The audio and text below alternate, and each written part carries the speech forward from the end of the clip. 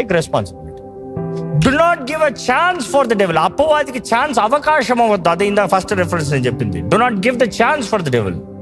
నువ్వు ఛాన్స్ ఇచ్చి అపవాదిని శోధించు. ఇదిగో ఇది ఫ్రాడ్ అని నీకు తెలిసిందా, తప్పుడు ఇన్వెస్ట్మెంట్ అని తెలిసిందా, చేయొద్దు.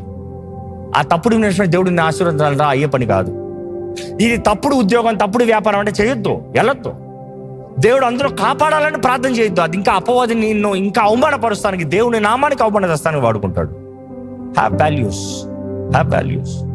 ఎక్కడ ఏది హద్దులు ఉండాలి. అదే సమయంలో నీ ఆనందాన్ని పంచే వ్యక్తులు ఎవరో, నీ బాధను పంచే వ్యక్తులు ఎవరో జాగ్రత్త. ఎవరితో పడితే వాళ్ళతో పంచొద్దు.